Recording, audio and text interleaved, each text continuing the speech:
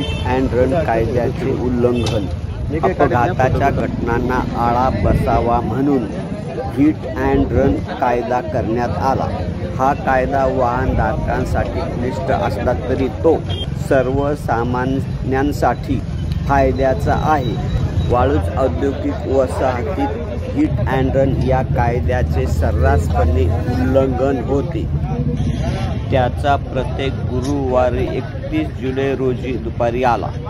यातील क्रुझर चालकाने त्याच्या ताब्यातील वाहन भरधाव व निष्काळजीपणे चालवून पादचारी, दुचाकी, 3 चाकी व 4 चाकी वाहनांना धडक दिली। या अपघातात 9 जण जखमी झाले असून 4 जण गंभीर जखमी आहेत। काही संतप्त नागरिकांनी वाहन चालकावर रोष व्यक्त करत पोलिसांच्या स्वाधीन केले।